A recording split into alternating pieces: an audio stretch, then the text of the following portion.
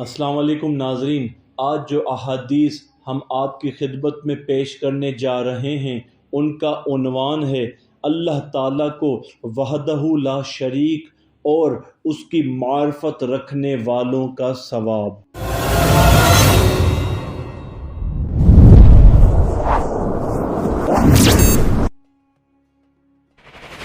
ابو سعید خدری رضی اللہ تعالی عنہ کہتے ہیں کہ رسول اللہ صلی اللہ علیہ وآلہ وسلم نے ارشاد فرمایا کہ لا الہ الا اللہ کے مانند کلمہ میں نے اور نہ مجھ سے پہلے والوں نے کہا۔ رسول اللہ صلی اللہ علیہ وآلہ وسلم کا ارشاد ہے کہ بہترین عبادت لا الہ الا اللہ کہنا ہے۔ امام محمد باقر علیہ السلام نے فرمایا کہ لا الہ الا اللہ کی گواہی سے زیادہ عظیم ثواب کسی شے میں نہیں ہے، اس لیے کہ اللہ کے جیسا کوئی عادل نہیں ہے اور نہ اس کے کسی امر میں اس کا کوئی شریک ہے۔ امام جعفر صادق علیہ السلام نے ارشاد فرمایا کہ اللہ تبارک و تعالی نے مومنین کو ایک ضمانت دی ہے۔ راوی کہتے ہیں میں نے پوچھا وہ کیا ضمانت ہے؟ آپ علیہ السلام نے فرمایا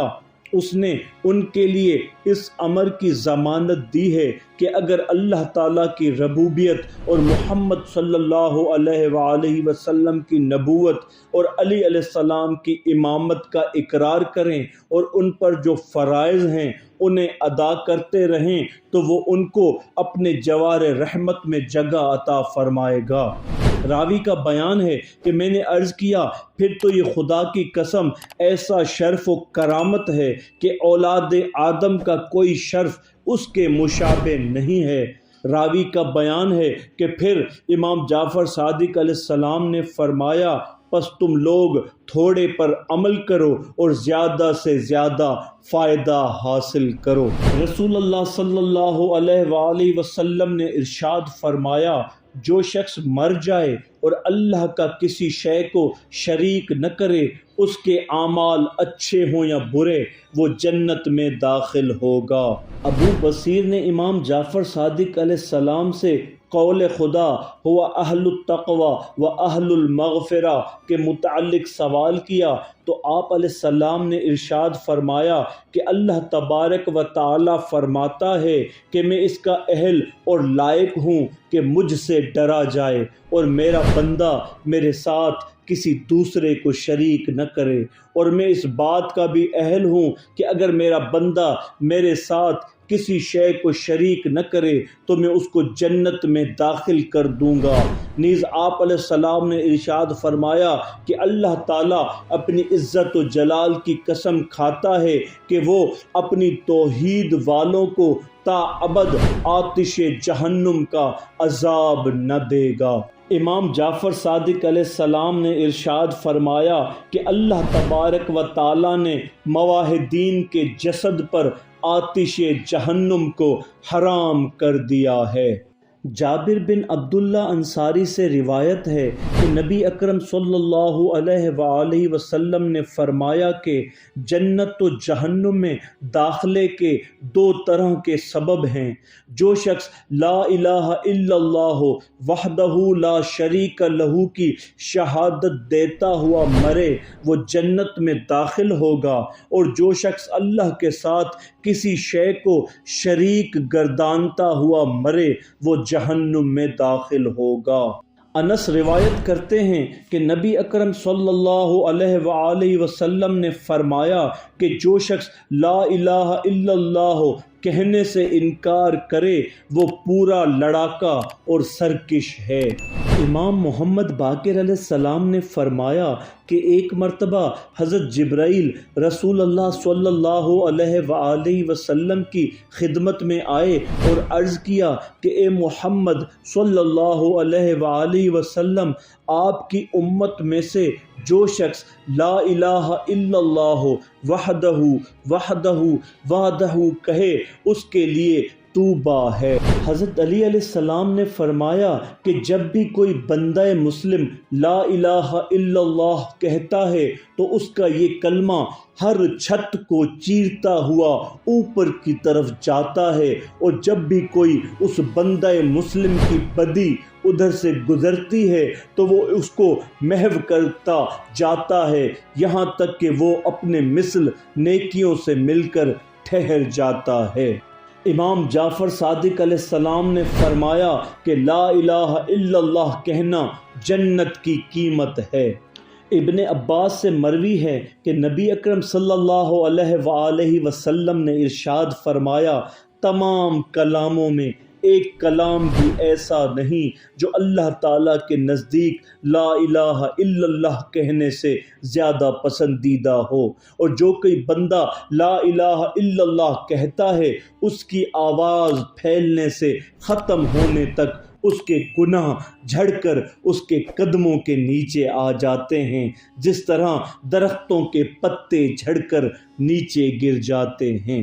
امام جعفر صادق علیہ السلام نے ارشاد فرمایا کہ جو شخص اپنا روزہ کسی قول صالح یا عمل صالح پر ختم کرے تو اللہ اس کا روزہ قبول کرے گا۔ عرض کیا گیا، فرزند رسول قول صالح کیا ہے؟ فرمایا، لا الہ الا اللہ کی گواہی دینا اور عمل صالح فطرہ نکالنا ہے۔ حضرت علی علیہ السلام نے فرمایا کہ رسول اللہ صلی اللہ علیہ وآلہ وسلم نے ارشاد فرمایا، جس کو اللہ تعالیٰ نے توحید کی نعمت عطا فرمائی ہے اس کی جزا جنت کے سوا کچھ نہیں ہے۔ رسول اللہ صلی اللہ علیہ وآلہ وسلم نے ارشاد فرمایا، لا الہ الا اللہ اللہ تعالیٰ کے نزدیک ایسا عظیم و کرامت والا کلمہ ہے کہ جس نے اس کو خلوص و سچائی سے کہا وہ جنت کا حقدار ہوگا، اور جس نے اس کو جھوٹ موٹ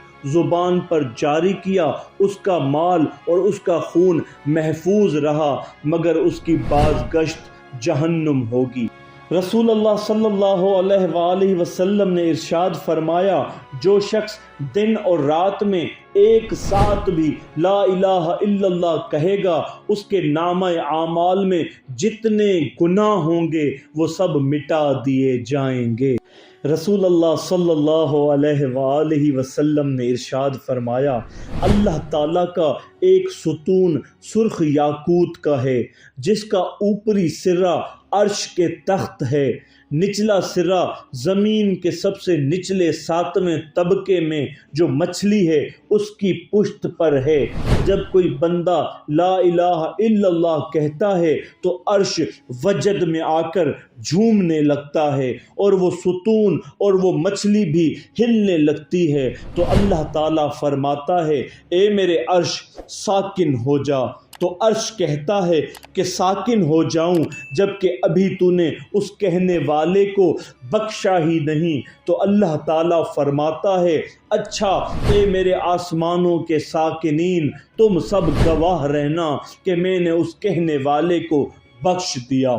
امام علی رضا علیہ السلام نے اپنے آبائے طاہرین کے ذریعے روایت کی ہے کہ رسول اللہ صلی اللہ علیہ وآلہ وسلم نے ارشاد فرمایا کہ اللہ جل جلالہ فرماتا ہے کہ لا الہ الا اللہ میرا قلعہ ہے، جو اس قلعے میں داخل ہو گیا وہ میرے عذاب سے محفوظ رہا۔ اسحاق بن راہویہ کا بیان ہے کہ جس وقت امام علی رضا علیہ السلام نیشا پور وارد ہوئے اور وہاں سے نکل کر مامون کے پاس جانے کا ارادہ کیا تو ان کے پاس اصحاب حدیث جمع ہو گئے اور عرض کیا، فرزند رسول آپ یہاں سے تشریف لے جا رہے ہیں، اگر ہم لوگوں سے کوئی حدیث بیان فرما دیں تو ہم آپ سے مستفید ہوں گے۔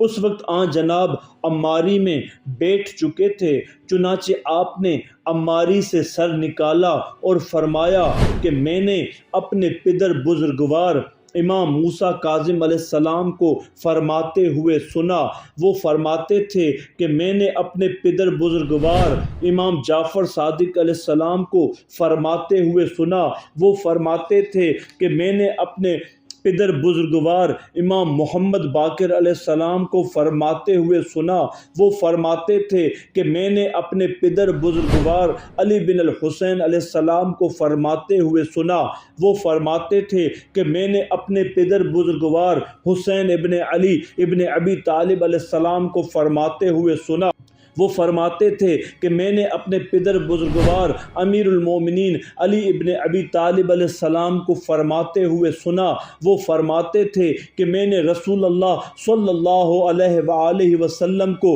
فرماتے ہوئے سنا۔ وہ فرماتے تھے کہ میں نے حضرت جبرائیل کو کہتے ہوئے سنا، اور جبرائیل کہتے تھے کہ میں نے اللہ جل جلالہ کو فرماتے ہوئے سنا کہ لا الہ الا اللہ میرا قلعہ ہے، جو شخص میرے قلعے میں داخل ہوا وہ میرے عذاب سے محفوظ رہا۔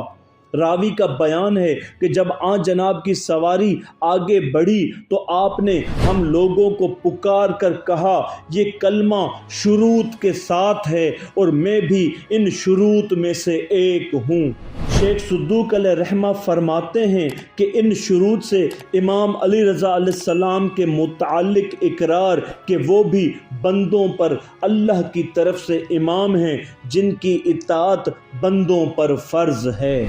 صدق اللہ العلی العظیم۔